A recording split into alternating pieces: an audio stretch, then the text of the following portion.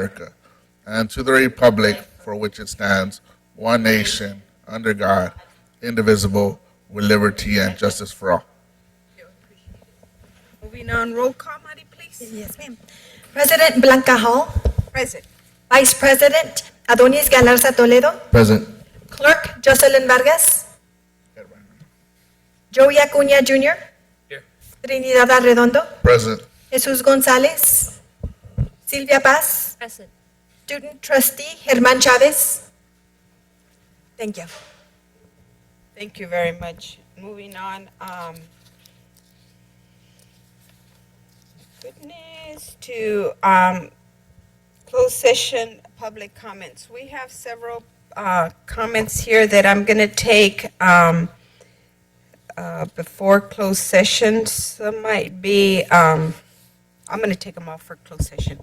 And this is an opportunity for members of the public to address the governing board regarding any closed session items within the board's subject matter jurisdiction. Please complete a request to address the governing board form and hand it to the recording secretary. The online form submitted electronically would be read. Speakers will be limited to 3 minutes per person with a maximum of 20 minutes per subject matter. I'll start with negotiations, who is Ray Asindua. Please. Thank you.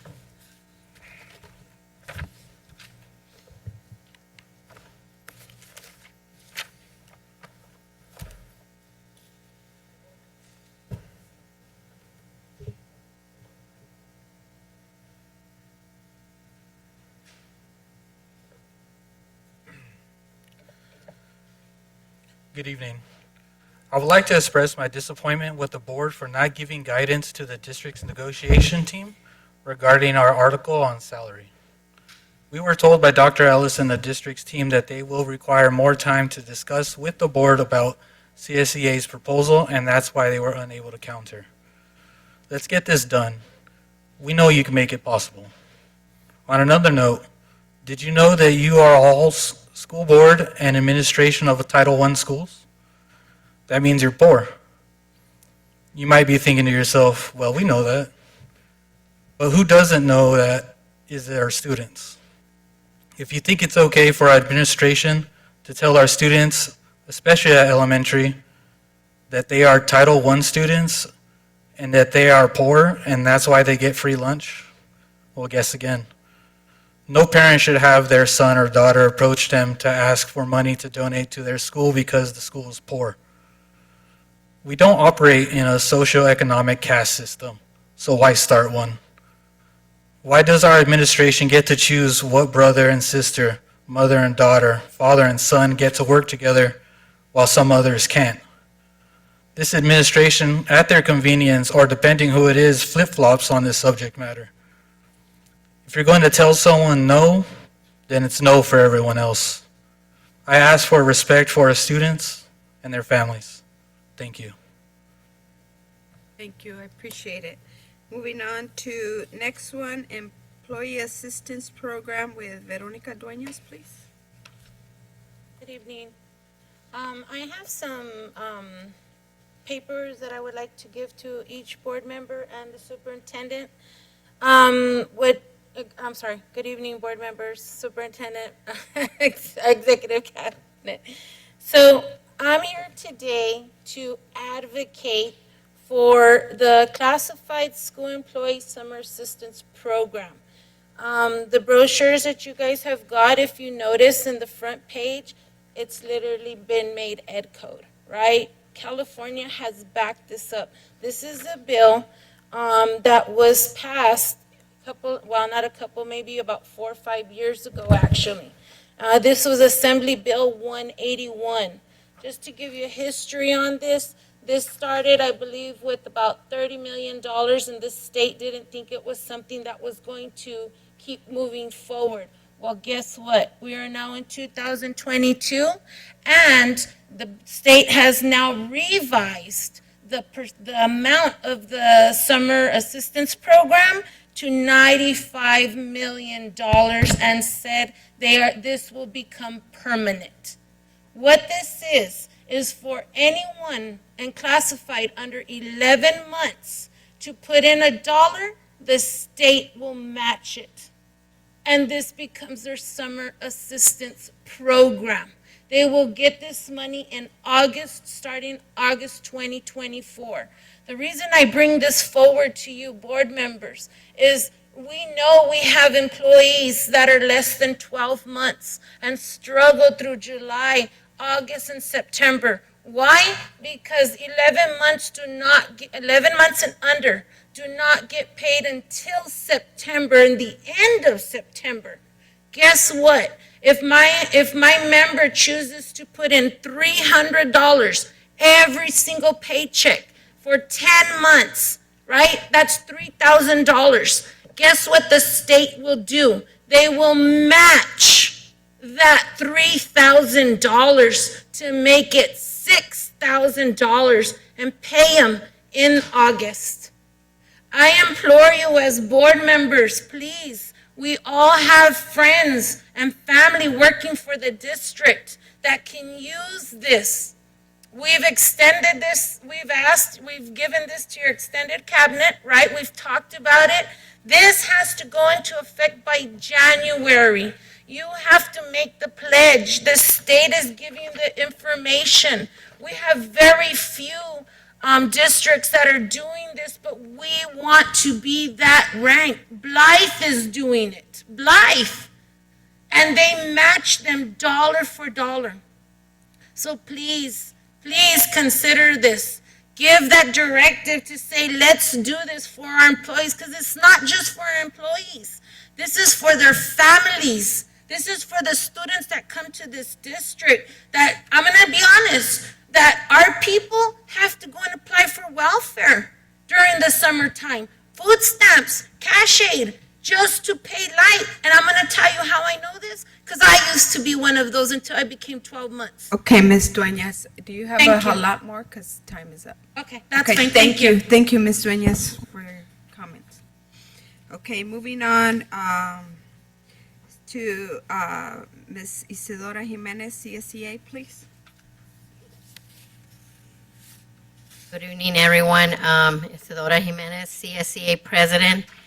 I'm here to speak on behalf of reclassification and also ties in with the reclassification that management just got and administrators. And I'm going back to how hard it is for a classified individual to go through a process of reclassification, the comparisons that the district has to make, not just with two districts. And then they still shut us down time after time. They shut our employees down. They want to add the work. It all seems great. And this is added work of employees that have been laid off, been retired, positions that don't come back. But it was so easy for this board to be ignorant and not ask the questions that they were supposed to ask. When I text most of you to say, this is what you need to ask, you need to have a clear Excel sheet in front of you and ask employee's name, the range, where they're moving to, the percentage they're moving to. And yes, some of you came back and said, well, they sold it by saying there hasn't been a raise. Yeah, there has been COLA. A lot of us don't get our job descriptions rewritten every 2 years, every 3 years. So we have to go through the process of reclassification. And it's tedious. In negotiations for a COLA, we get beaten, literally, by the administration coming in and saying, well, it's disheartening that you guys won't go down. This year, we started with a 10%. So we countered. We did 7 and 7% for 2 years. And yes, like Ray stated, they come back and they say, oh, we didn't have time to speak to the board about it, so we're not bringing anything on salary. But yet, they had time to sit there for months and months and rewrite or give step increases to their management. That was a crazy, awful way of doing it and going through reclass, because on top of that, they will be also getting a COLA. Our members who are going through reclass right now, I have 5 families of job families that did not get approved through the regular reclass committee. So now they have to come through us, and we're fighting those tooth and nail. And some of you have spoken to our members. They want to add and they want to increase their duties, but they don't want to give the steps. So I am disappointed in every one of you up there that you would not ask for some simplicity to ask. And if you ask for something so simple as to say, they went from this range to this range, what is the percentage? What was added to the job description for us, classified, to get moved one step, $100? We have to add so much to that job description. Sometimes I tell my members, be careful what you ask. Is it worth it for $100 to be doing the job of a painter that doesn't exist anymore, that the district is refusing to bring? So please, do your due diligence, anything that has to do with money. And when we're texting you and telling you, please ask for this, just do it. Don't sit there and listen to the plea of one group and not listen to the plea of the other groups. Thank you, Ms. Thank you. Thank you.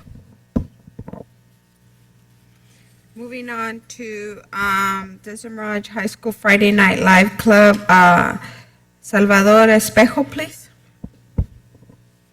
Okay.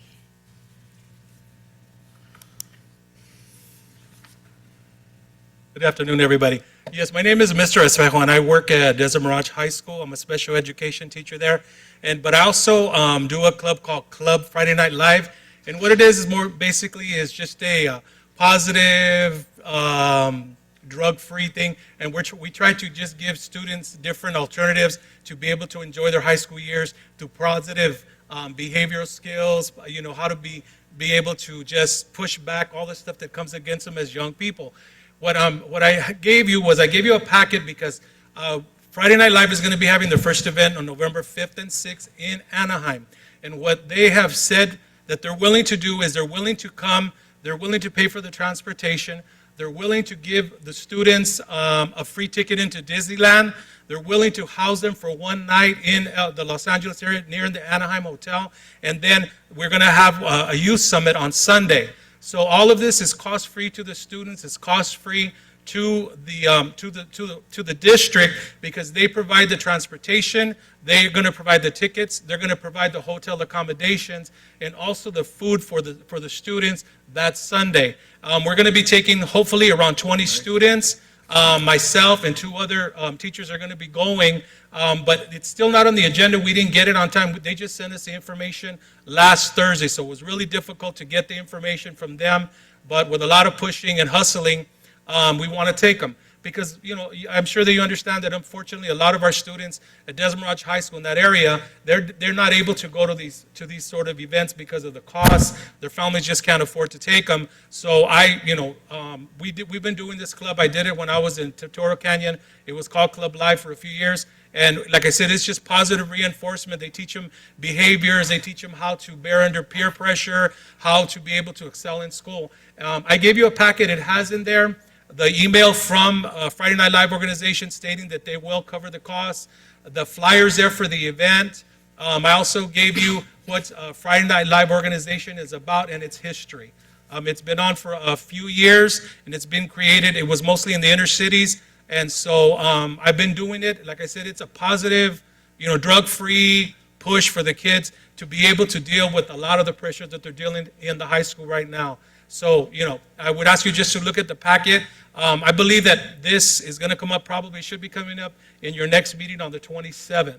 And so I want you to look at it. If you have any questions, I have put my phone number there, my email's there. So please feel free to call me. I think I have my cell phone number there.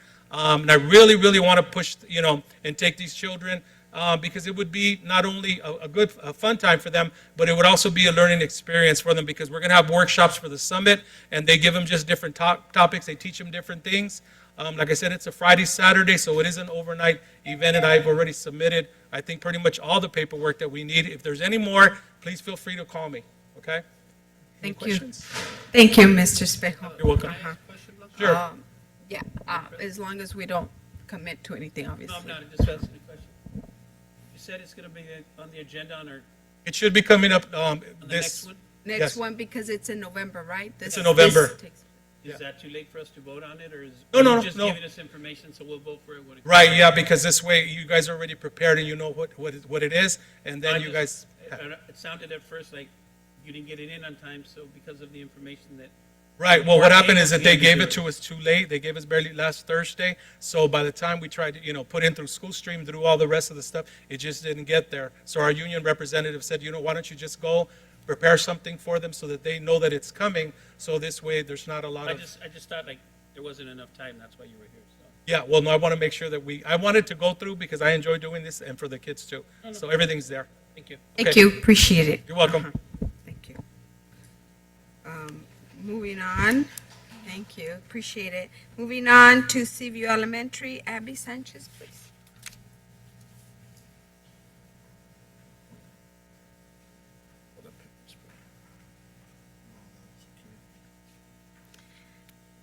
Good evening, President Hall, members of the board, and Superintendent Valentino. Again, my name is Abby Sanchez, and we have pursued many different avenues to have our voices heard, but we continue to make no headway. We do not have a choice on who the principal or vice principal is at our school, nor do we have a choice on who our district officials are. But we do have a choice when it comes to who our elected council members are. We will have our voices heard at the polls this November. We are tired of being ignored. Not having our issue as at least an item on the agenda speaks volumes to members of this community. It shows us that our voice isn't being heard. I am a former teacher, and I have never experienced such a lack of professionalism as I have in this district. As a teacher, I showed up on time every day. As a teacher, I answered every email from a parent. If I said I was going to have a monthly meeting with my parents, I would. A member on this council promised that, but it hasn't come to fruition. The difference is I truly did have the best interest of my students at heart. That is something that does not appear to be the case in this district. Every day, I think about pulling my son out of Coachella Valley Unified. But then I remember that I would just be like so many of you that have children and appear not to have confidence in the district that you represent, and send them to desert stands instead. I have hope that things in this district can be different. You need to start listening to what the parents want. We want a security guard at Seaview Elementary. Last board meeting, I talked about money that the district allegedly pledged to pay for restorative justice initiatives, and it's never been used. Like I said, I think restorative justice can be a good thing if adopted correctly. Seaview continues not to use restorative practices. Many of the lower elementary teachers continue to use a behavior chart that uses red, yellow, and green cards, which is not a restorative practice.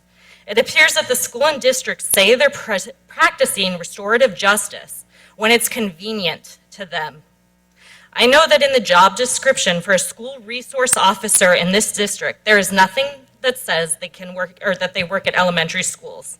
I know that if this board decides to, it can be added to their job description. Please, council members, listen to our voices. You are the only ones that the parents of this community have a choice on, and we are going to have our voices heard this November. Thank you. Thank you. Appreciate it.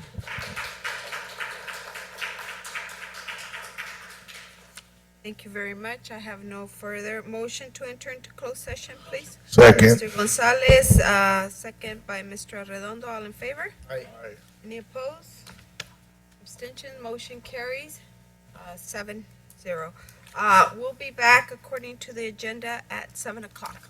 Thank you very much. We'll be back at 7. For dinner. There?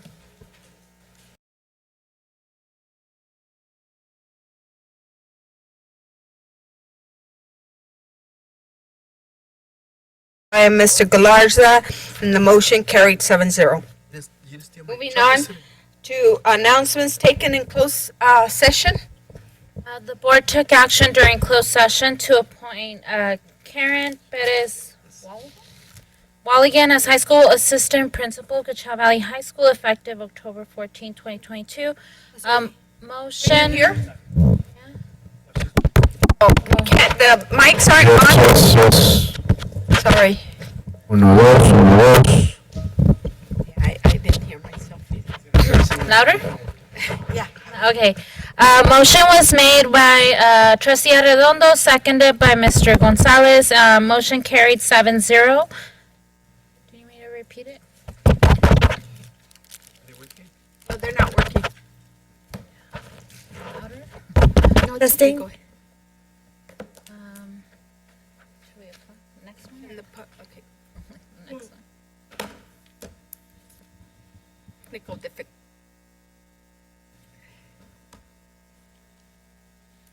Lights are on.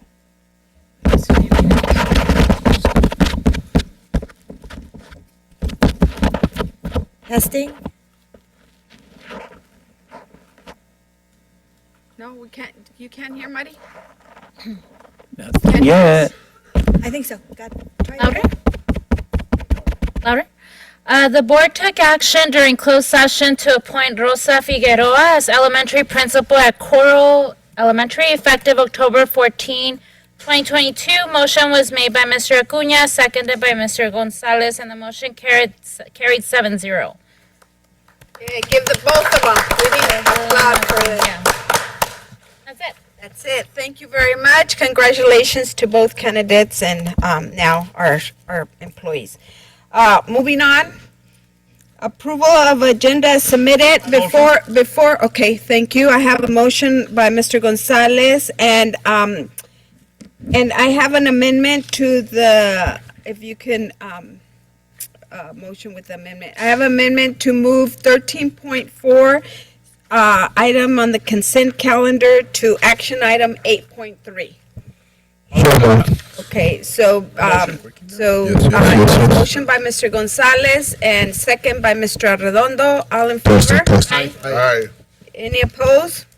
Any abstention? Anunciaron Motion Rosa carries Figueroa 7-0. como la directora de Saúl Okay, Martínez, board Saúl notification Martínez request to y a the, Karen do we have anything? como Marty? directora, No, it's okay. como Moving on, any written vicedirectora con en la escuela preparatoria.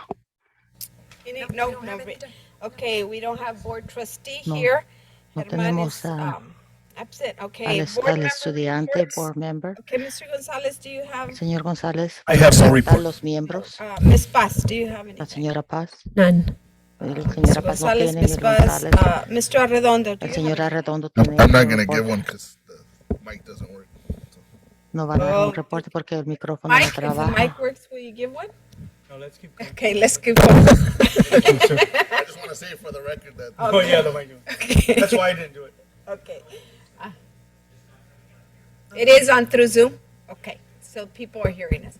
Okay, Mr. Acuña, do you have a Señora board Acuña report? tiene un reporte. They all left. they all complained and left. Los vinieron y se fueron. I just wanted to Más quería decir, say I've been able to, not as much Que he as some of the other estado- people on the board, but I've been able to go to a couple he of sites. And estado en visit. diferentes escuelas, And, a visitar a I- diferentes you know, escuelas. it's looking better. I think we're Se está making mirando un some poco mejor, progress. It ain't all estamos haciendo perfect. progreso, no Granted, está it's all perfect. perfecto, We got a lot of stuff to do, but it's pero getting a little tenemos better. muchas And cosas I que see a hacer, lot se of the está people, poniendo, especially some of se these new están people that we've hired in different componiendo departments and muchas de different areas. nuestras Influx of some of the new frontline staff that I think they have an optimism of, yeah, we can get it done if we kind of work together. So I think we're doing it. Obviously, there's other issues that we need to deal with. We heard about some of them. I would love to invite or have CSEA invite me to come and explain some of the things that we did with regard to the admin. I'd be happy to go since they didn't stick around. I won't bore everybody else with that, but I would ask them to invite me, and I'll go down there and talk to them and tell them exactly what the process was. I think some of the things they said that were misunderstandings. I don't think they had all the facts. But again, if they want to, I'll be happy to go sit down with their members and explain, from my perspective, what the process was, because I was the one originally initiated the process for that. Other than that, I hate to do it over here, Mr. DM, but hey, YCV, man, they're doing some damage over there on the football field. We got homecoming tomorrow. DM had a homecoming. Unfortunately, their games got canceled, as well as West Shores, and they had to be rescheduled. But some of our other programs too are I believe the golf team is doing well. I know that some of the volleyball teams are doing good. So I think, some of those student athletes, we should be very proud of. And then we have a lot of other people. We were able to meet with a group of students and staff over at CV High School who are more on the academic side of some of them, but they're doing a lot of good stuff too. So like I said, I'm optimistic. I think it's our job to keep everybody accountable and make sure we're staying on top of it. But I'm cautiously optimistic that I haven't been in a long time, just with some of the changes and some of the things. Again, there's a lot of things that I'm sure all my colleagues and I would like to be done today, but it's going to take some time. But I think 2 new hires today, I think, are going to be people coming, one promoting from within and one coming back. I'm very excited about those 2 individuals and seeing what they can do. I'm sure they're going to make us proud. So that's it. Ms. Hawkins, if I could say something quickly, I got to say about homecoming, I know about homecoming because this is my 10th year of helping with the floats, right? I saw the float at So your this house is the my other 10th year. 10th year. Awesome. Awesome. Almost done, right? Almost done, almost done. Okay, Two Ms. more Paz, years. we're going to go back because mics are on now. Mics, I don't know if they're working, but I wasn't going to give the report, but I thought either Mr. Acuña or maybe yourself were going to talk about our meeting that happened at CB High School. So I'll let you Thank you. cover I'll let that. you go ahead and do it. I just mentioned it in passing that I thought it was a very good meeting. Okay, Ms. Vargas, please. I don't have much to share, just that I joined our DLAC committee meeting. I also participate in our board, our curriculum meeting. We got to discuss some of the topics that we like to see in the year, as well as our Head Start policy committee. And I will be joining our colleagues at the National P3 Institute. So I'm excited to, P3 talk about pre-K, and very excited to join them as well out there. And that's it for me. Thank you, I appreciate it. Mr. Adonis Galarza, please. Yeah, just for the record, I bleed red and silver, for life. Desert Mirage, but very supportive of all our schools and very proud of the work that our athletes are putting in and out of the field. But just wanted to put it out for the record. Red and silver, man, red and silver. Yeah, so we had the opportunity to visit Oasis School. We were able to visit classrooms, look at the work in action, the outcome of our investment, TOSAs, teacher aides, right? It's working, right? Our students are getting what they need.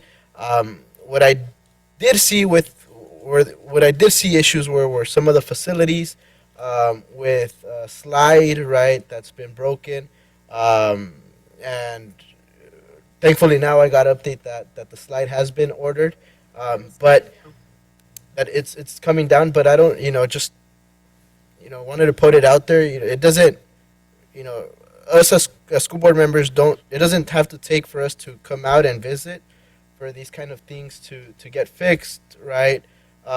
When they've been sitting there, broken for months, right? So those kind of things that we can wrap our hands around ASAP, right? That are, safety hazards for our children, that are not only a safety hazard, but now that's one. There's 3 slides, right? And now there's 2 slides. That's one less slide that our students have to play with, right? And now it's limiting access to recreational areas when they're already limited out in the Eastern Coachella Valley. So make sure that we're keeping our school safe, looking nice, clean, and accessible. Another thing, I did come across this article by No Kid Hungry, who's recognizing one of our employees, and he's a kitchen manager at Valley View. He's being recognized for implementing the Breakfast in the Classroom program that was launched this fall, and I would like for us to also recognize Mr. Hector Rodriguez, and maybe present a proclamation for the work and for being a pioneer in this movement of making sure that our students are eating and having something in their stomach in the morning. So if we could do that next board meeting, I think that'd be really great. Other than that, I'm excited to to welcome our alumni Andres Pinedo and Mr. Gonzalez to come and give a presentation and update on the ethnic studies research that we approved last year. So very excited to hear you guys, and welcome. Thank you all for coming out. Thank you. Anything else? Okay, go ahead, Ms. Paz. I'm sorry, I actually remembered I did want to bring up two things. One, so as you all probably have become aware, there's been investigation and analysis done on the possibility of the extraction of lithium from the southern end of the sea. There is a report already, a draft report that is open for public comment. So I just wanted to bring it to the attention of any of you who might be interested in looking at the report and offering public comment. I believe the public comment closes October the 29th, and there will be 3 community and tribal open public comment sessions for the report. They're scheduled for October, the week of the 17th. They're back to back. So I believe is like the 17th, 18th, and 19th. And they're taking place one in Nyland, one in North Shore, and one in West Shores. And those are opportunities for people to go and get a review on what's in the report and be able to offer oral public comment in the case that providing written public comment is not, not your preferred option. So just wanted to highlight that.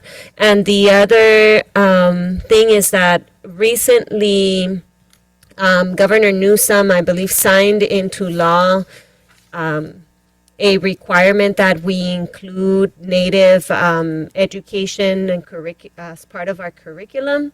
So again, I just wanted, I think that's a great thing, similar to the ethnic studies, that we are inclusive of our Native communities, and just bring it to the awareness of everyone here so that we can start preparing and thinking about how we're going to be implementing that mandate.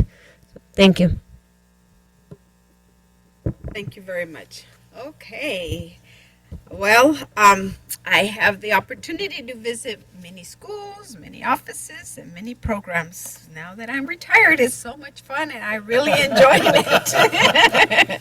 So hopefully I don't go overboard. But I did, I want to start with thanking the school staff for welcoming me everywhere I go. I went to Oasis. They were great. The teachers are so collaborative in everything they do.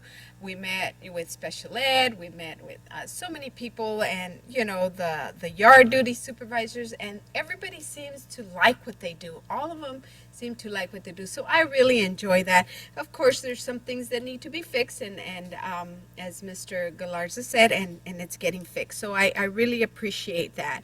I did go to CV High School, and Ms. Bass ran a very interesting group of, what would you call it? I don't want to call it, I'll call it a circle of staff, admin, and students. And it was based on the culture of the school. And we had kids that indicated of some concerns they have, and then Ms. Bass led the group in how we can resolve some issues and what we can do as a school so that we can start changing things there.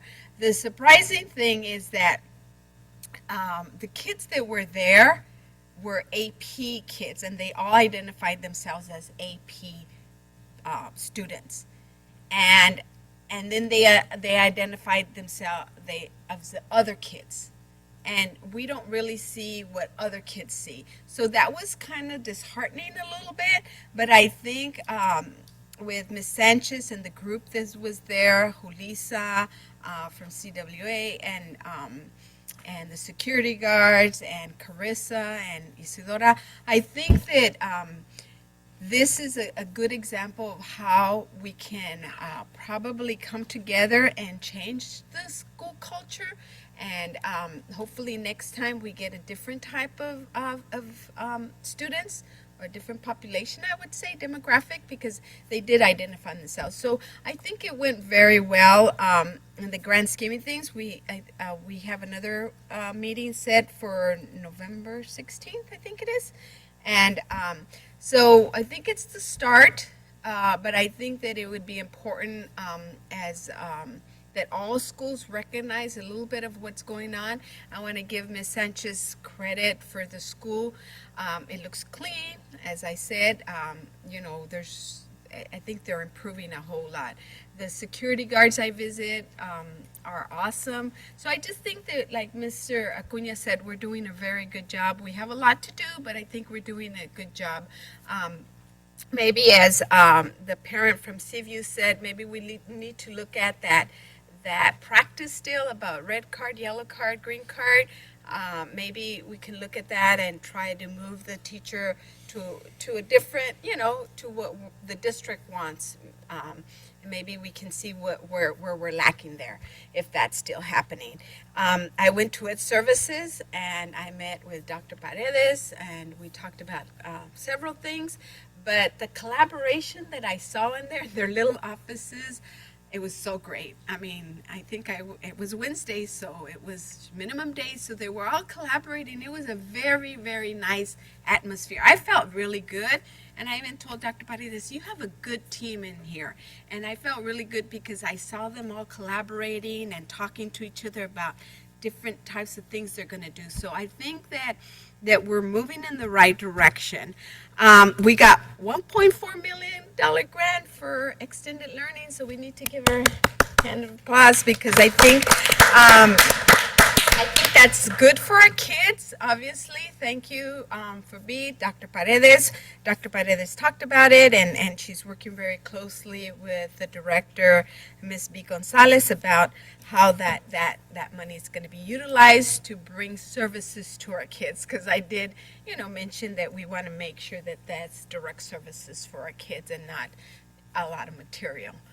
Because sometimes we get caught up in material, and I know the money is spent well, but anyway, we got $1.4 million for that grant, and Dr. Paredes is working with the director, B. Gonzalez, on that. So there's a whole lot more to go over, but I just feel very positive about how our school is going. We need to focus on some other things. I've been to nutritional services, transportation. One big thing that's happening in transportation, CV High School had that terrible drop-off and pickup on Van Buren that we had no control over because it's public roads. They moved the pickup back into the school, which I am very proud of transportation. They worked really hard to get it back into the school, and they're working with the school and transportation to get a safer route to come in and out, which I think we need. And of course, it's an old school, but I think that transportation is working really hard. So I appreciate all our staff. Thank you very much for welcoming me to everywhere I go. And that's my report. Anything else that I missed? No.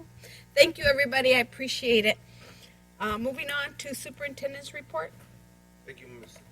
President Hall. Just really briefly, one of the things that had been the concern for many of our schools was the fact that community and parents were not allowed back on the campus. Well, reporting that we have begun to reopen our doors. So Coffee with the Principals has returned in many of our schools. Student of the Month has returned.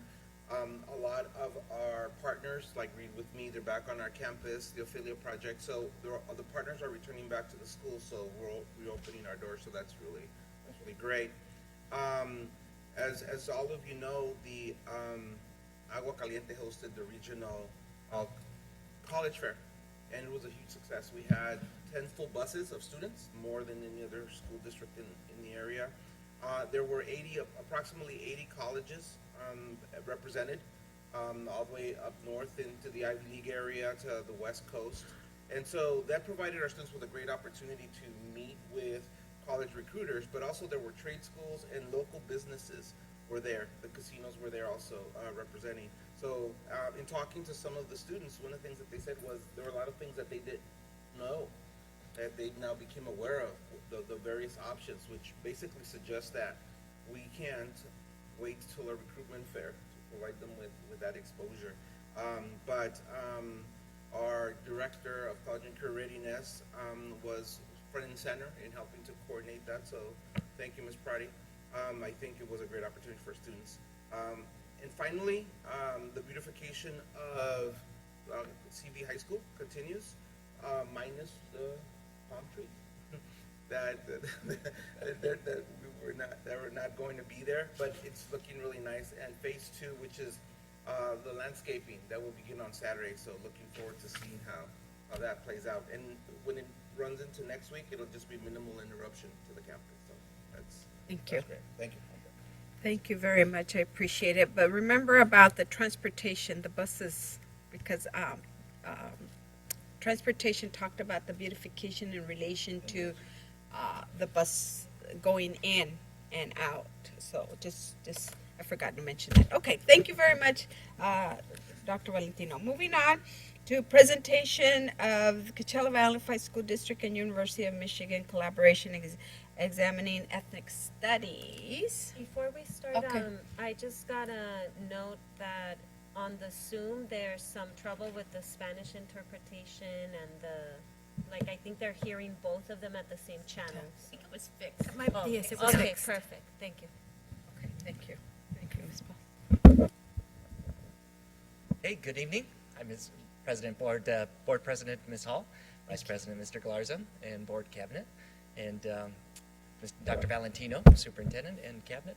Good evening. I have a great privilege of introducing Andy Pinedo. We were approved last year to do a study in ethnic studies, and he interviewed several students. He'll talk about all the things that he did last year. Fantastic study, and looking forward to some of his results and the readout that he has. So, Andy Pinedo.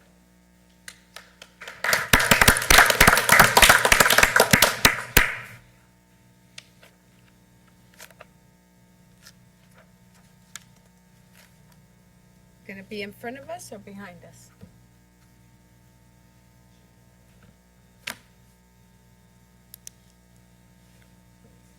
Just let the slides get set up real quick. But hi, everybody. Hi. Andy, red and silver or what? Red and silver. Man, I'm good with bleeding silver, but red and silver? That's right, man. That's how Desmond Rush students do. We're unique like that. I like it. Red and silver. Green and gold. Green and gold. I'm a lone star up here.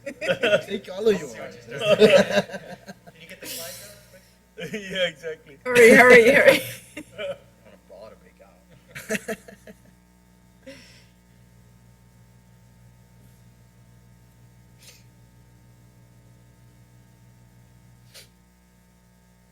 They getting it ready? Ms. Gutierrez, are they getting it ready? Do you know? Tracy, are they fixing that? Okay, thank you.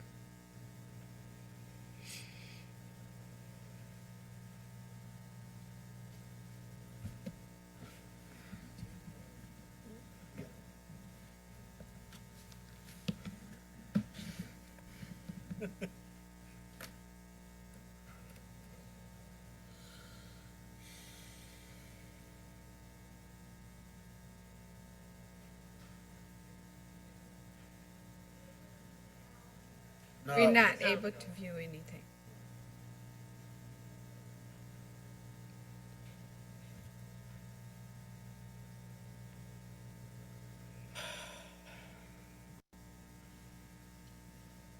let's go.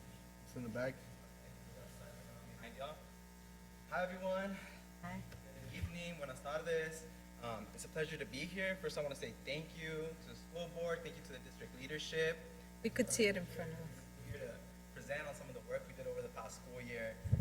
Truly an honor, and I'm really share this space with you all today.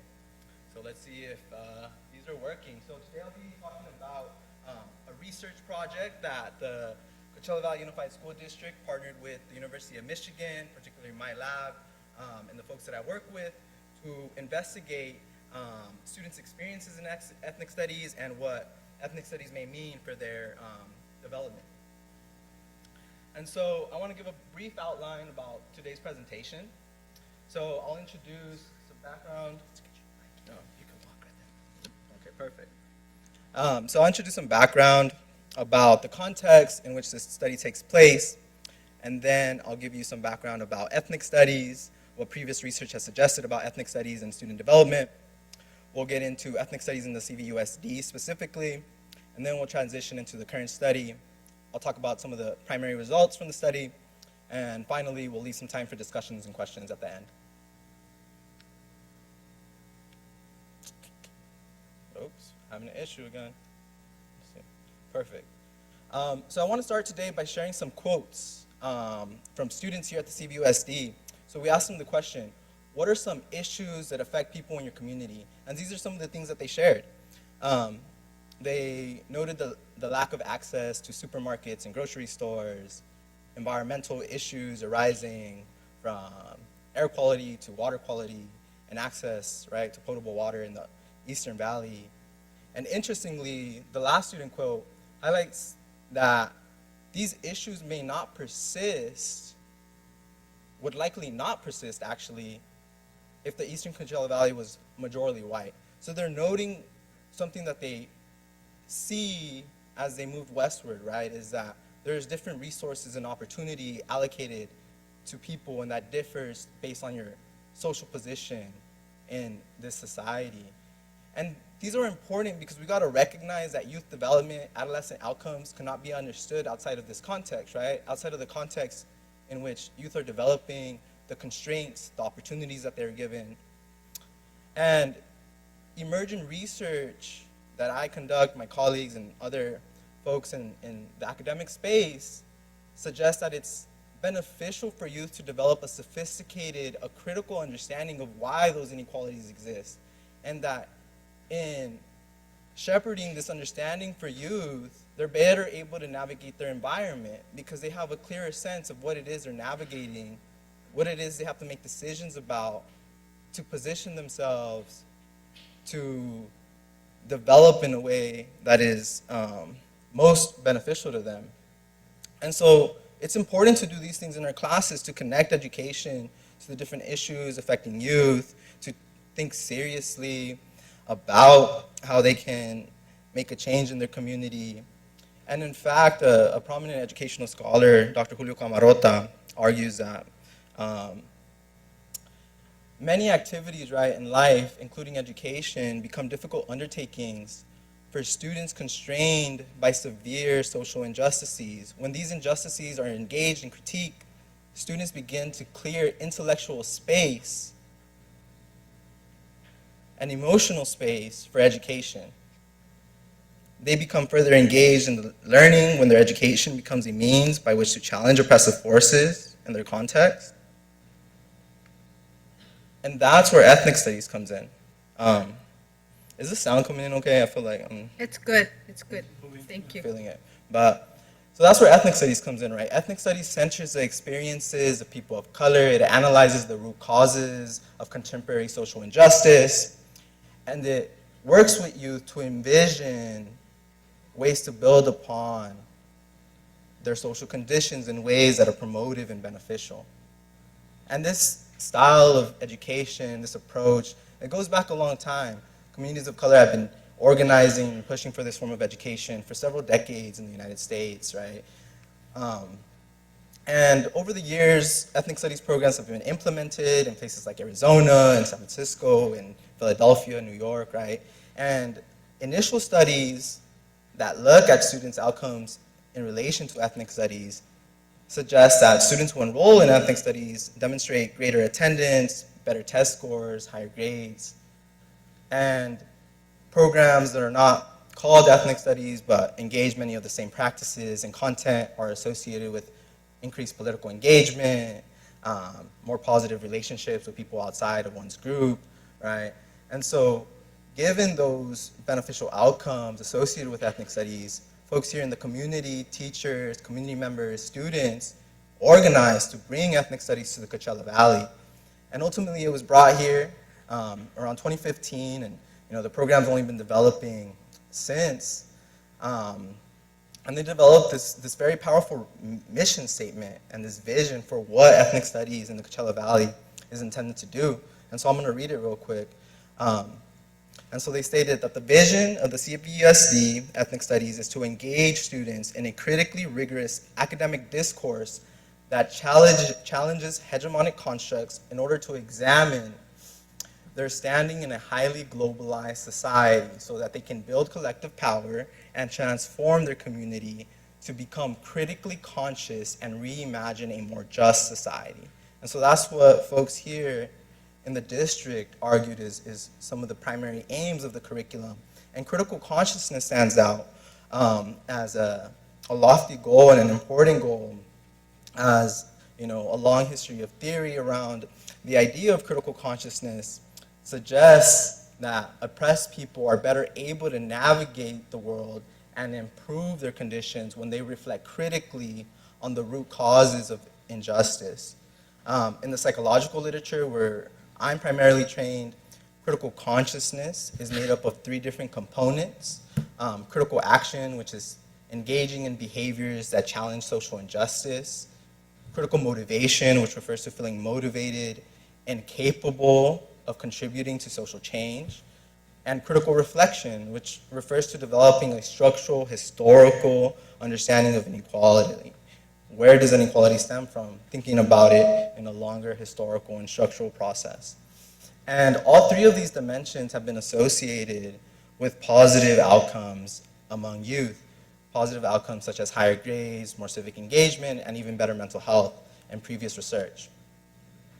And so that's one of the goals of ethnic studies. But ethnic studies also aims to affirm and support students' ethnic racial identity. And ethnic racial identity refers to the beliefs and attitudes that people hold about their ethnic racial group membership.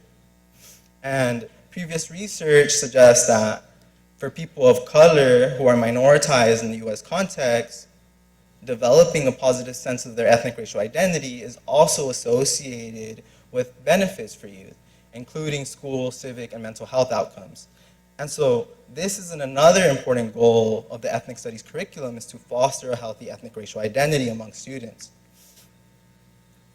And so I want to remind us or point us to what the aims of this specific study were. And so those were to identify how students are changing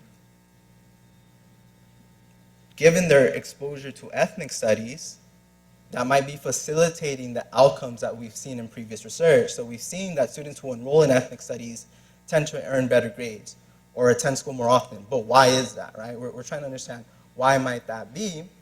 And additionally, we're trying to clarify what are the aspects of ethnic studies that are empowering for students. And then we hope to leverage those insights, right, to support the program moving forward and build on that knowledge to better support students. And so how did we go about assessing these aims? Well, we conducted a 1-year longitudinal study. Longitudinal meaning that we followed the same students over the course of the school year. We surveyed them in September, and January, and May to understand how they were changing on specific variables over the course of the school year. The study was mixed methods, meaning that we conducted surveys, so where students bubbled in answers to particular questions or item stems. And we also conducted focus group interviews where we brought a subset of students into the library and we conducted small focus group interviews with 4 to 6 students, and we asked them a little bit more in depth about their experiences in school. And so overall, 459 students completed the survey in September, and 19 students completed or participated in the focus group interviews in September, with a subset of those students staying, 73% staying in the study into May. And so just briefly, I want to show you how some of these variables, some of these outcomes were measured. And so students would complete a survey on their iPads, and we'd ask them something about whether they're perceiving critical consciousness socialization in their classes. So that means, are your teachers encouraging awareness of social issues affecting your community? How true is that? On a not at all true to completely true scale. And so students identified how much that's true for them, right? And so we had a set of different items. We looked at their critical reflection, their critical motivation, and their ethnic racial identity and school engagement.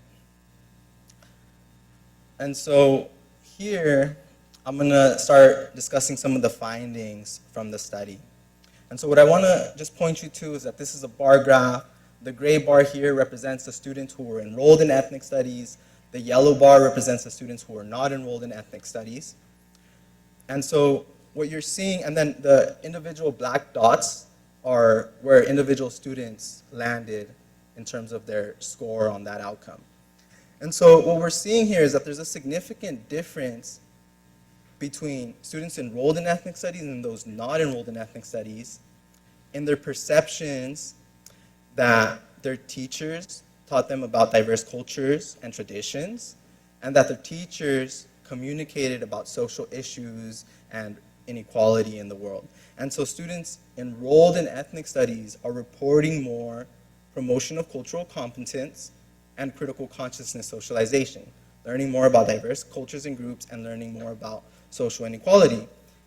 Importantly, right, students who reported more critical consciousness socialization and promotion of cultural competence also on average reported being more engaged in school. So there was a significant and positive association between critical consciousness socialization and promotion of cultural competence socialization and student school engagement. More critical consciousness socialization, the more students reported being engaged in school. Interestingly, we also saw that promotion of cultural competence in September positively predicted more growth in critical reflection from September to January. And so students are learning to more critically assess their context and the world around them, which is something that's associated with benefits for youth who come from minoritized backgrounds. Now I'm going to transition to showing some of the trends over time here. And so what this is showing is that students in ethnic studies, that's the left panel, are developing more critical reflection from May to January than students not enrolled in ethnic studies. And that difference was statistically significant.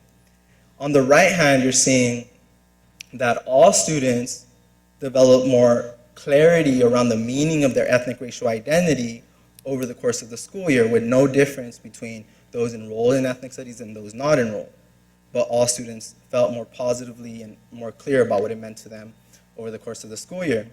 In terms of critical motivation and school engagement, we see a similar trend in which all students showed a slight decrease in their critical motivation and their school engagement, with no difference across groups. And I'll talk a little bit more about why I think that may be in just a second.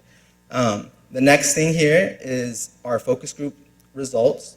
And so we went through the different transcripts, me and my team of researchers, and we identified some of the common ideas, right, the common themes that are coming up in students' responses to our questions.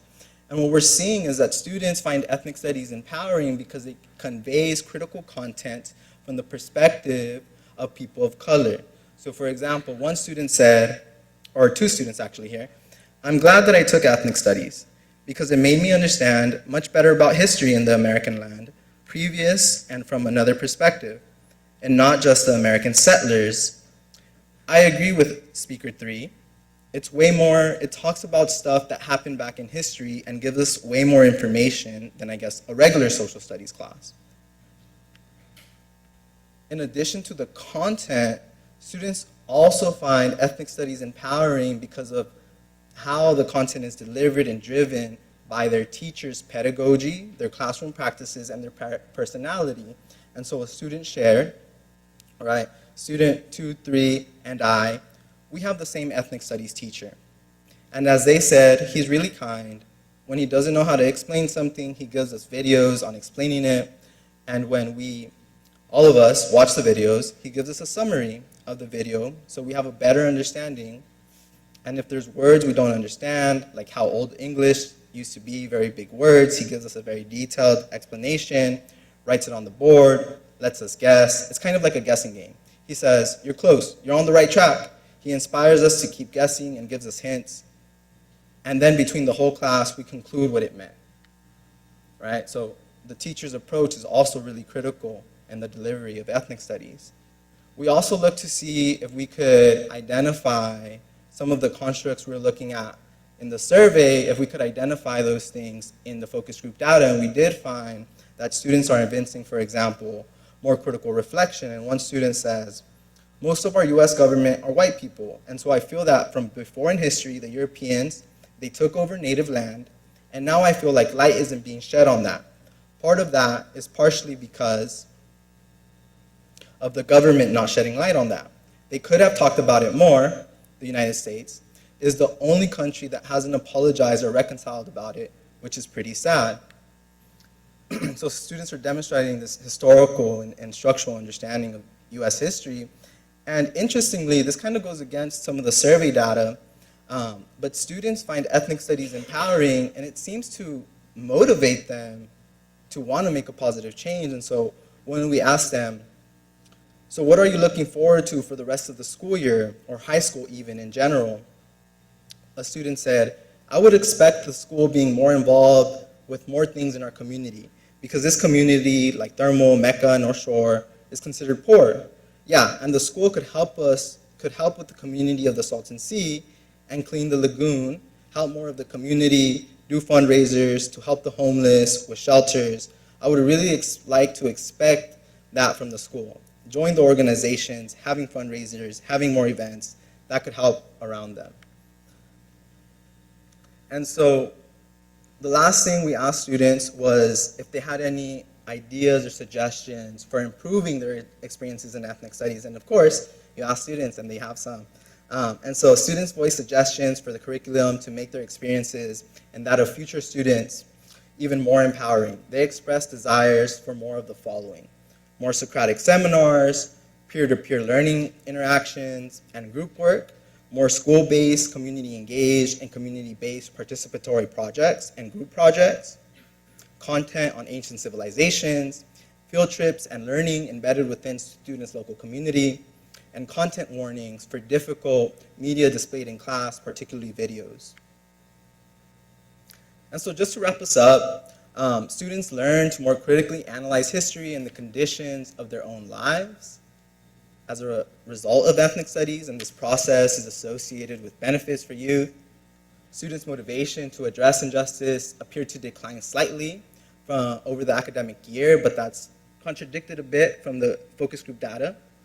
And interestingly, you know, the issue may be, as the students noted, that although they're developing this newfound understanding about how things work and they're identifying these injustices, there's not a lot of opportunities to engage and to make change in the Eastern Coachella Valley. And so potentially, given those opportunities, students can channel their newfound understanding into feeling motivated, into feeling capable that they're able to make a difference. Lastly, students reported developing a clear understanding of what their identity means to them, and that process is, you know, often beneficial for youth. And in terms of the ethnic studies class, students appreciated connecting education to their lives and other issues relevant to them. They mostly had positive things to say about their ethnic studies teachers, that they're responsive, explain things incrementally and kindly, and that they don't give students busy work. And ethnic studies teachers include and solicit real-life experiences and examples in their instruction, which students tend to appreciate.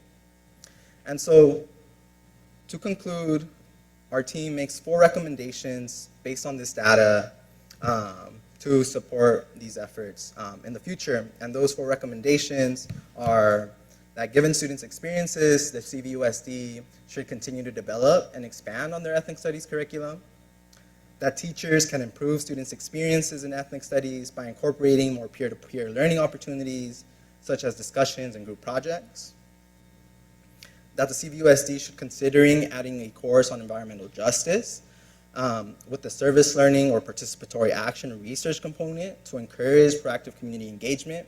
And I know environmental specifically because it was one of the more prominent issues that youth brought up when we asked them about issues in their community.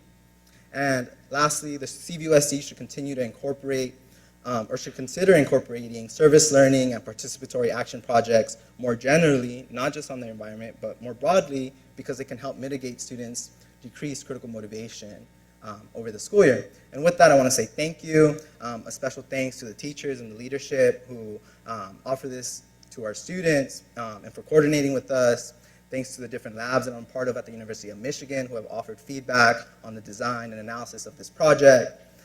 And to our research assistants who put in a lot of work this past year to make this work happen. So thank you, Sam, Alexa, Abby, and Haley. And with that, I want to say thank you, and I'm happy to take any questions.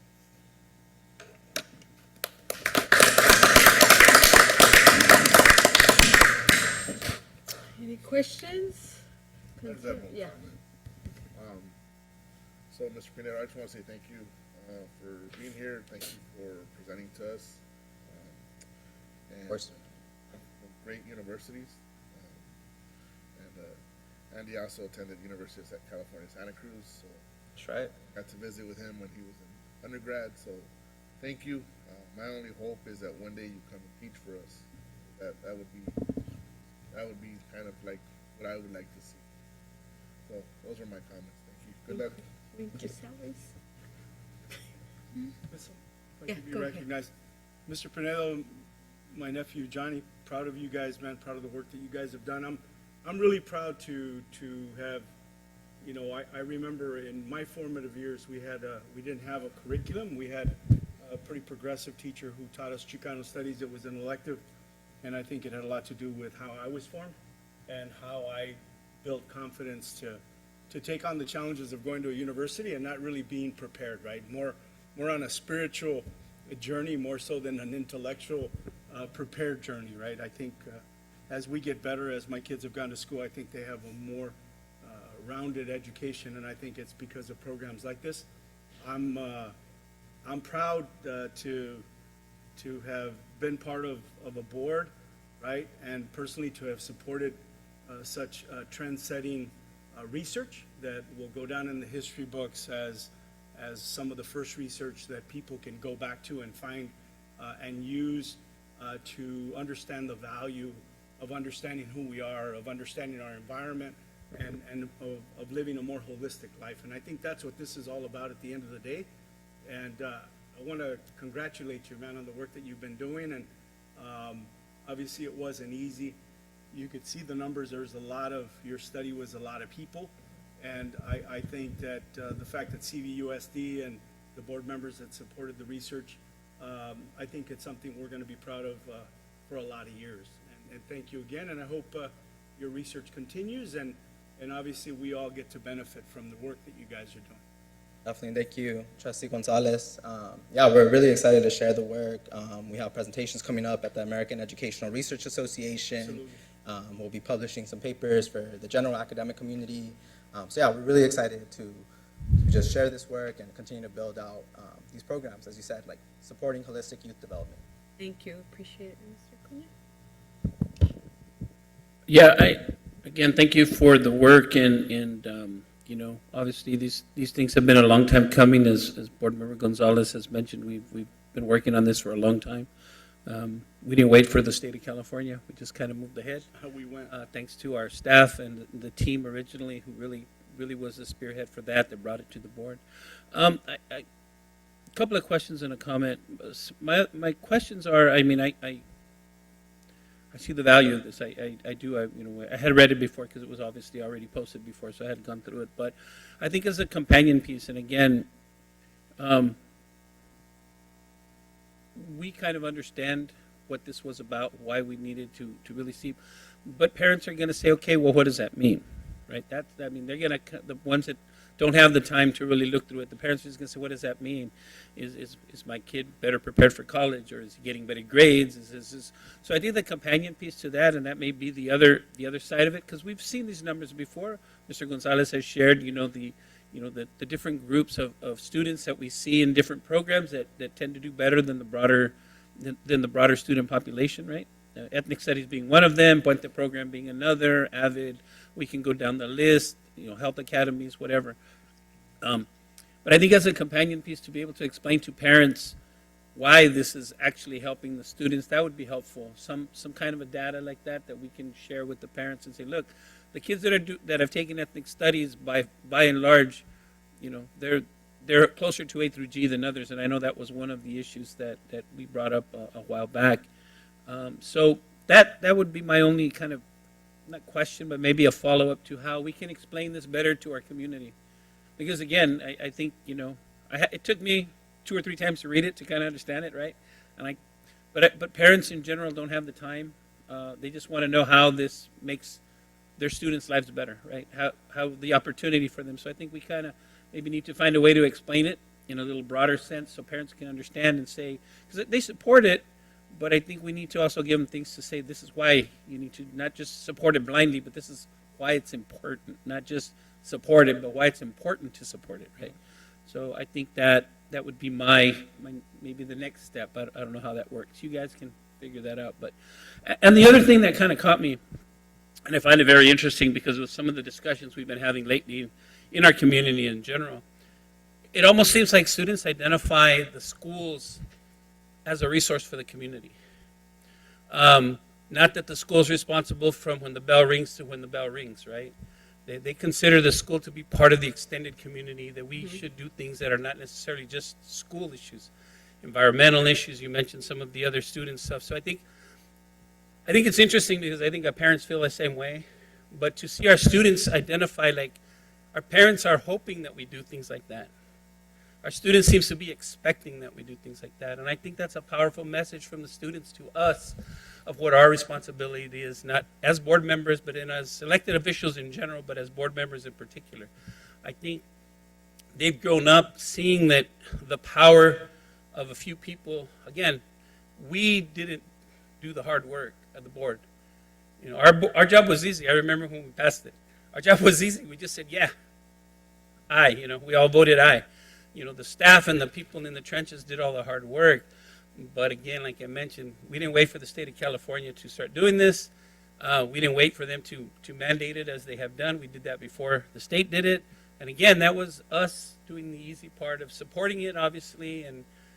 But I thought that was very interesting that our parents hope that the school supports the community in general with other issues other than educational.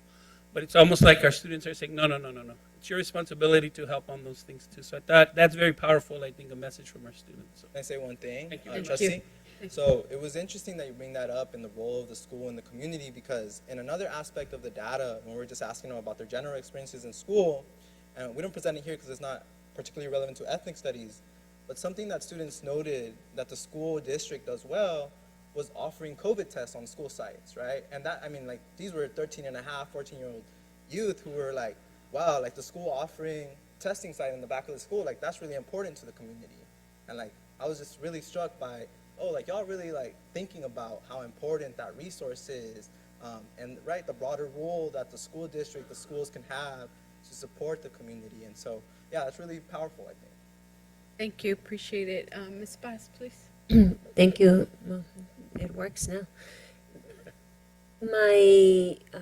Another of the takeaways, I think it's the experiential learning that they're expecting. And I think in your connection to the motivation, it's like they get motivated in the class, but where are the opportunities for them to go and experience? So I think another thing that they're asking for is that our classes are a little bit more interactive in some way, right, with the real issues, so that they can have real opportunities that go beyond the books. And I know that in not our board hats, but in our nonprofit hats, with Raíces in the past, they've done a YPAR on transportation. And we saw how motivated the students were to see their work in a report, and then to the fact that that work continues to be used to advocate for bus shelters, right, in our communities. And then years later, through Alianza, we did an LGBTQ YPAR, and very similar, the students who were engaged in that now, they were they were the ones who are now responsible for having Pride, which just happened, and how that motivates them, that they see they were able to get something done in their community. So I think that's something that I'm also taking away. It's like, how do we provide those experiences so that our students can be engaged in real application experiences in their community? Thank you. Yeah, a couple of comments. I think for me, as a Chicano Studies major, I think it really, this kind of, I can see myself in this, right? I think growing up and going to high school, I feel like our students are like on it, están más listos que uno, right? Like back in the day, I definitely was nowhere near where they're at, but I really appreciate, the information that you're sharing. I think some things that I'm kind of curious about, I completely agree with the comment. I think YPAR and trying to identify some of those opportunities to engage young people in research, in validating their own stories, I think can be very powerful. I think, that research was more than 10 years ago, and I think having conversations with now the adults, they're at Berkeley and they'll text me back and say, hey, like I was in an undergraduate classroom, we're talking about research, and we did that as a high school student. I think that's a great and powerful opportunity to that can really empower students. So I completely agree. I'd be curious to maybe know a little bit more about maybe the indicators that can help maybe inform our strategies as a school district. Because I think that it's great that we have a course, an ethnic studies course that can empower our students, but how can we do that across our entire curriculum, our entire district? And I see the connections with restorative justice, right? I think the connections are there. So I'd be curious to know a little bit more about the indicators that can help us inform what are the teaching practices. I think there's a lot more that we can dive into to understand what are our teachers doing in those specific classrooms that we can apply to the other classes. I know that lens and that perspective, that critical analysis, I think we can do that across other subject areas, not just, ethnic studies is not just like the course, that 45-minute course. It's a lens, it's a view and a perspective. So, I'd be curious to know a little bit more how we can support our teaching practices in other classes. But I really appreciate it. I have a lot more questions, but yeah. Thank you. Hold on. Okay, well. One quick thing. I do want to take a moment to thank my colleagues for this discussion for a couple of reasons. While this conversation is under attack in other areas of our country, not only are we doing it, we're like, how do we even make it better and motivate it? So again, that's going back to our team up here. I mean, we're not having the discussion of how do we figure this out. We're having the discussion of how to broaden the opportunities. And I've been here a while, longer than some of you guys, and it took us a while to get here. Johnny knows how long and how hard it fought to, but this is the great discussion that we always wanted to have as board members of how we make it better, get other perspectives and move it forward. So I just want to thank my colleagues here for supporting that and our staff. But it is very nice to see that discussion than the ones we previously used to have just to fight to try to even get it on the agenda back in the day. So I do want to thank my colleagues for that. I just have a real quick comment. It's really interesting to see how, I think we all understood that this may be the results, right? Because I think when you look at the light that turns on when you speak to a child, and having done work, gang prevention work, and just in the community, and having been engaged in that kind of work, it's amazing the magic that happens, right? When people believe and understand who they are. There's a light that comes on, and it's very telling. It happens quickly. You see the fruit immediately, and it's life-changing, right? People will see you 20 years later with their kids, 30 years later with their kids, and they come up to you and they remember that experience that they had with you, right? And hey, this is what I'm doing. You've seen people's life change. But I think what's really cool about the work that you're doing is that it's the beginning of statistically being able to measure the outcome, right? Based on a circumstance, on an experience. And I think the lesson, as the board member said, the fact that we can actually use this data to look at how we teach, right? from what angle? You know, how do we create relevance, right? So that people can find, so that they can find commonality, whether it be a statistics class, or whether it be an anthropology class, or whether it be a biology class, right? What are those things that trigger the imagination of those kids so that we can have a better outcome, right? And I think that's what's really historic for me about this, right? I told you it was going to be quick, but it's not. But yeah, that guy's pretty cool. I do want to echo those sentiments and just say that you all are really trailblazing in this area. Like you said, there's a debate unfolding across the entire country, and this is really one of the most developed ethnic studies programs in the entire United States. And this is really one of the most ambitious research projects on ethnic studies in the field of academia. And so I think y'all definitely should be applauded, and I thank you. Thank you. I think, you know, as I was listening to you, obviously, I did my thesis on acculturation and assimilation, and it was very, you know, very enlightening. But I think this course, as Mr. Gonzalez and everybody said, ethnic studies brings back or allows our kids to understand where they come from, where they belong, where they're going, so they have an identity. When a human person doesn't have an identity or doesn't know where they come from or where their roots are, then they want to create their own little gang, or they want to create their own little space. So then obviously we have problems, as Mr. Gonzalez says, you know. So when they're able to understand their ethnicity, their roots, and their understanding and what they can do with that, I think it's very empowering. And obviously this course is promoting good social justice, right? Is promoting the better person, is promoting a better human being. So as our school district, I'm very proud of it. You know, we are creating better human beings by just offering this course. And obviously we could extend it to our community, so our community becomes a better community. I know that we use the poor and the rich, and you know what is over there and what is over here, and but the unity and the culture is so rich that we could empower our kids and we could empower our culture and our communities by understanding where we're at and being pride about where we're at. So I appreciate you guys. It's a lot of work. And thank you very much for your presentation. It was awesome. Ms. Vargas has one more comment. Yeah, I was curious. I think as we, you know, want maybe a critique of research, right, is sometimes it's not accessible to the community, right? So I wonder how we can find ways to share this information, engage maybe our parents in some of these conversations, you know.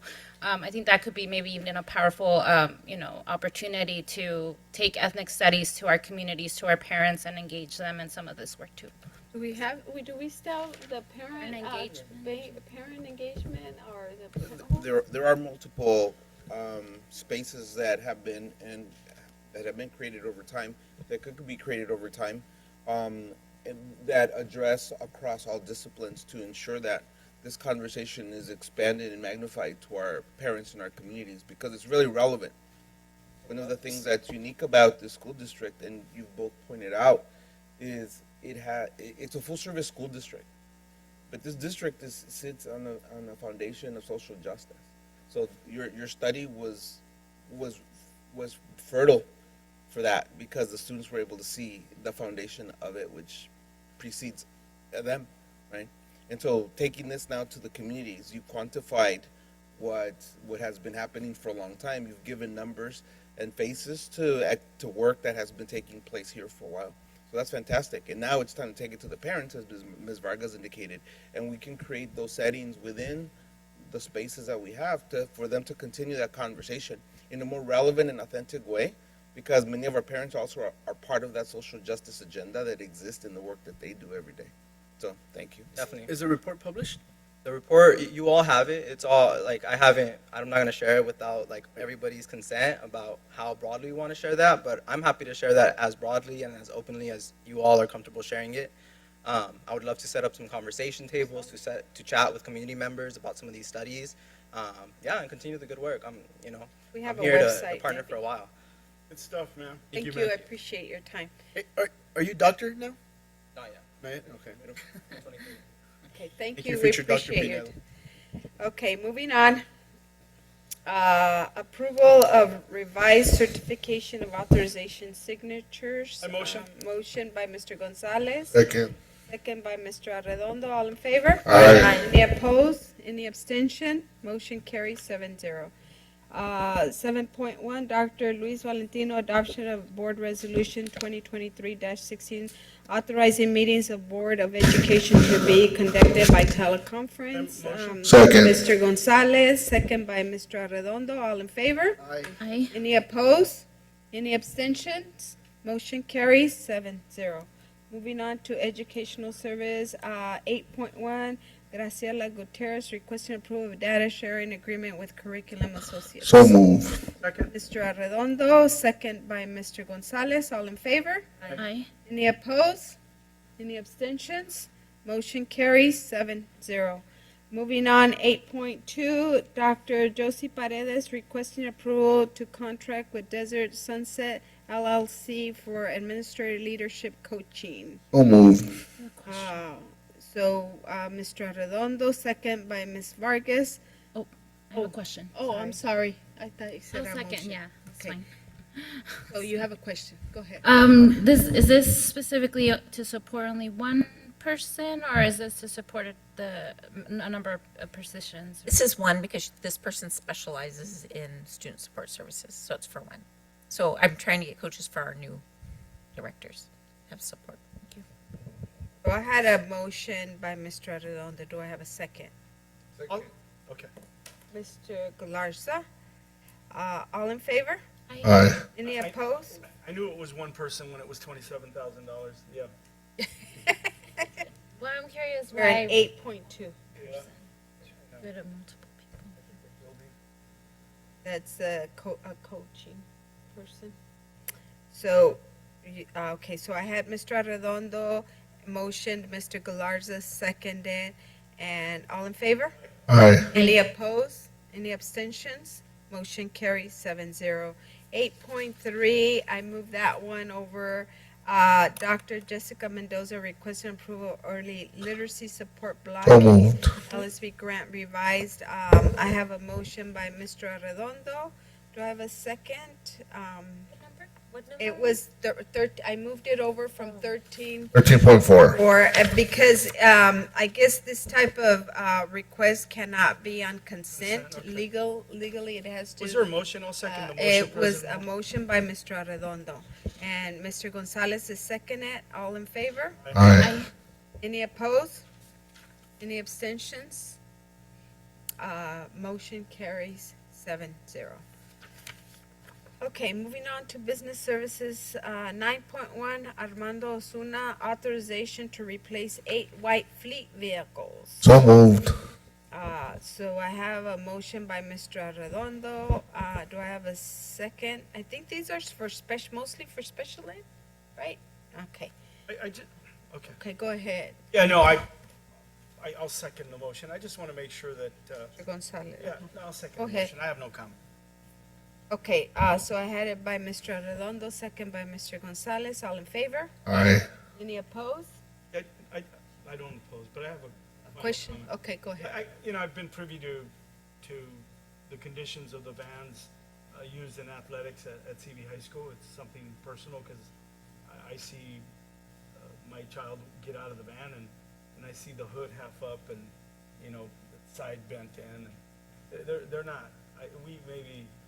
It'd be kind of cool to find a way to maybe try to create or get safer vehicles for the kids that are driving these cars up and down 74 or up the Big Bear. I don't know. Just something to think about. Safety always comes And then I first. see, I see these brand new Suburbans and somehow they can't use them, but they have to drive around these vehicles where we had to go replace a tire. I agree. I think I sent a picture of a white fleet. It was, Melissa texted me what it was. It belonged to early learning program. Yeah, I say it in There's cobwebs cynicism. and stuff. That's the thing about our school district. It doesn't matter where we look, there's need, right? So Right. Just So- more need, more things that we need.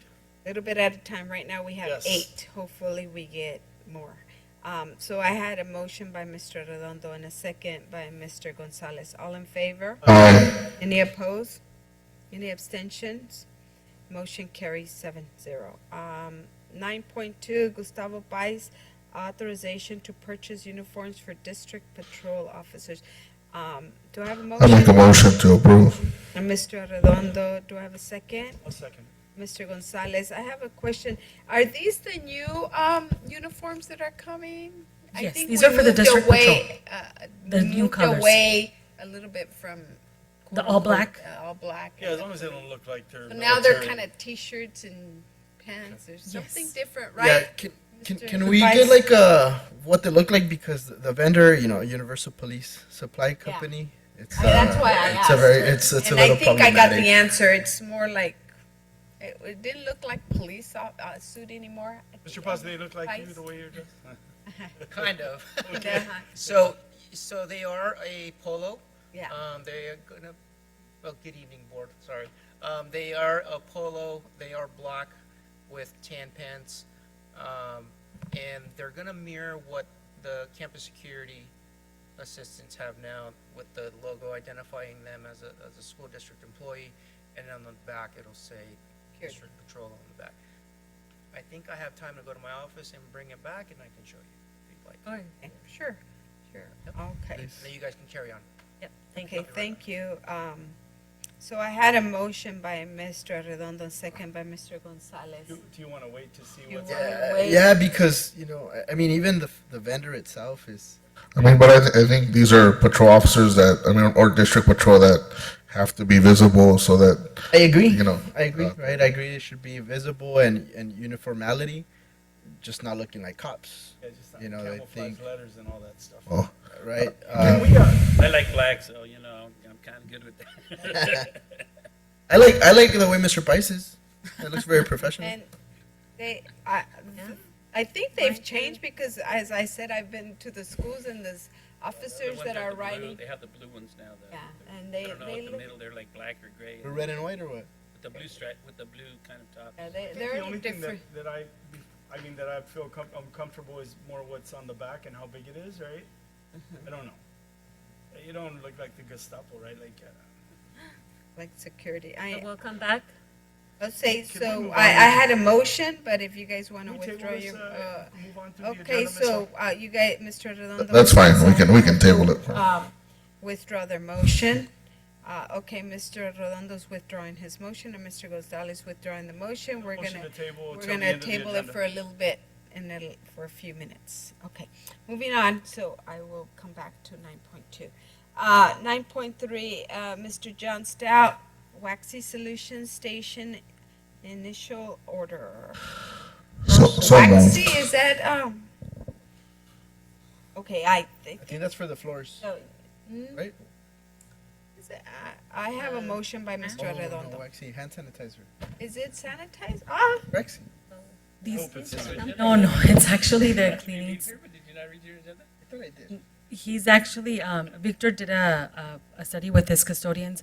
The solution that they use right now drips from the dispensers. Okay. So this is solving that, and it's also less expensive. Okay, okay. I'll motion. Or do we have a motion? If there's Yeah, I have a motion by I'll Mr. second. Redondo, I'll second second by the Mr. motion, Ms. Hall. Gonzalez. This is like soap stuff for the, so it Yes, doesn't the drip. soap, yes. Okay, I got it. I know we went through the agenda review, but I have forgotten what it was. Okay, so all in favor? Aye. Any opposed? Any abstention? Motion carries 7-0. Okay, Maela Salcedo, authorization to issue a contract to Davis Demographics, and this So is, moved. this is great. I hope we get good stuff. Okay, I have a motion by Mr. Arredondo. You guys have any comments, questions? I had kind of a lot of questions and comments on this one, but Second, I'll I second. think we're good, we're good. I second by Mr. Galarza. Larza. Okay, all in favor? Aye. Any opposed? Any abstention? Motion carries 7-0. I think this is great. Okay, moving on to Human Resources, Dr. Ellis, approval of proposal to increase the certificated substitute salary schedule. Do I have a motion? It went up like $20 a day or something like that? 20? Motion. I'll second. I. Into I just have day, a right? question. Okay, I have a motion, okay, one moment, please. I have a motion by Mr. Galarza, second by Mr. Gonzalez. Okay, Mr. Arredondo? I know that the next one that's coming is classified. Did we take a look at what we're doing for both and kind of, you know? Yes, we did. We did comparisons for both. The teachers make a daily rate and the classified make an hourly rate. So we had to do comparisons there and make sure that we're staying competitive with the current employees. We didn't want to take a look at that as well. So, yes, we did compare both. Motion stands. I call the question. Okay, okay, so I had a motion. All in favor? Aye. Any opposed? Any abstention? Motion carries 7-0. The next one is Dr. Ellis, approval proposed to increase the classified I motion. substitutes. I have Second. a motion by Mr. Gonzalez, second by Mr. Arredondo. All in favor? Aye. Any opposed? Any abstentions? Motion carries 7-0. 10.3, Dr. Denise Ellis, approval of MOU between CVUSD and California School Employees Association, Chapter 109, regarding employment incentive for 2022-23. I think this is the bus, right? The buses. The bus. So move. So I have a motion by Mr. Arredondo. Do I have a second? I'll second it. By Mr. Gonzalez. All in favor? Aye. Any opposed? Any abstention? Motion carries 7-0. That's great. They get their incentive. Hopefully they stay, the bus drivers. Okay, good job. Okay, moving on to consent calendar. All matters listed under the consent calendar are considered by the board to be routine. Ms. Hall, if I may, for the record, I didn't want to say anything, but I just got to say it. Okay, go If we're not getting the results from our training, whoever's training our bus drivers, we need to get new trainers. And more importantly, we need to hire bus drivers so we're not going through the challenges that we currently have. So whatever it takes to get more bus drivers, so that we have enough bus drivers, so that the children ain't waiting when it gets hot again, we need to get that done. Yeah, that's great.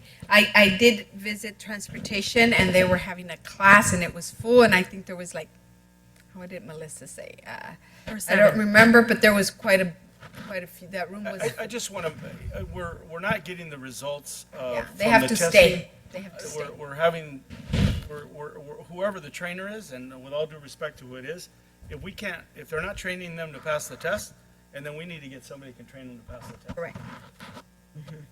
So, yeah, hopefully that happens. Motion to Yeah. approve the consent calendar. With the respect of any colleagues pulling any items. I'll second.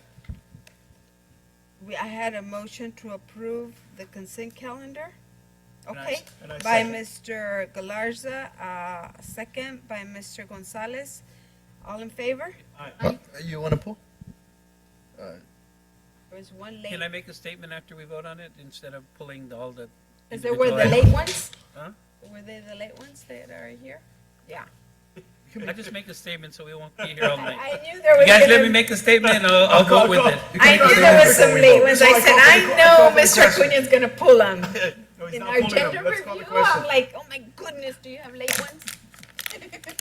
But Go ahead and vote okay, in so the I had a motion by Mr. Galarza, second by Mr. Gonzalez, all in favor? Aye. Okay. I will say they're getting better, but, I'm sorry, the reasoning behind some of them, there's confusion as to, were you supposed to pay for it or I supposed to pay for it from June? That's not like a good excuse. I mean, I know it's a reason, and I know we had a lot of things going on, but at a certain point, we need to tighten this stuff up. And I understand there's late reasons for certain things, and I can accept that, but Blanca, you're supposed to pay for it, not me. No, you're supposed to pay for it. There's not a reason to not have it on time. And I know there's some other issues with that, but in general, most of them that are late have somebody was on Was vacation, supposed to pay somebody for was it? this, and I just think in general, and this is not to attack anybody, but I think in general, it's gotten a lot better. I think people are taking this seriously, but we need to tighten up those certain areas. And unfortunately, sometimes they seem to be coming from the same general area, which goes back to the point of we got to get these people who are continually doing the same thing. We got to get them on check, right? And it's just a kind of an Thank you. annoyance. And again, it goes back to something we said in the past. If we can't do the little things right, sometimes the community's not going to have faith that we can do the big things right. So those are the Thank you simple- yeah, I appreciate that. Last board meeting, we didn't have any. Did we vote? We had a 7, I didn't have any, How about if I motion to adjourn? okay, not yet, because we have one more. So we- haven't seen since the- Mr. Gustavo's not here, do you guys just want to go ahead? That's true. And, Can I motion to approve 9.2? we want to approve 9.2. I have a motion again on 9.2 by Mr. Arredondo. With the shirts. Yeah, I'll second. I like Okay, black, Mr. so- Acuna seconds. All in favor? Aye. Any opposed? I oppose. Okay, any abstentions? Yeah, I'll post too, man. Okay, so, okay. But motion carries anyway, 5-0. Okay, so motion carried nevertheless, 5-0. Now you can Marty, make your motion, Mr. thank you. Motion to adjourn. Appreciate it. So if you see Mr. Pais over there, please look at his shirt because he ran all the way over I there. asked him to send a picture as soon as Oh. he gets there. Oh, yeah. Okay. Pobrecito. He's over there running around. Sends a picture. Let me sign these. So I had a motion to adjourn. Who did I have a motion to, I have a motion to adjourn by Mr. Galarza. Do I have a second? Oh, Mr. Gonzalez, all in favor? Aye. Any opposed, any abstentions? Motion carries 7-0. Meeting adjourns at 8:45? Oh, my goodness. Thank you very much. Oh, my goodness.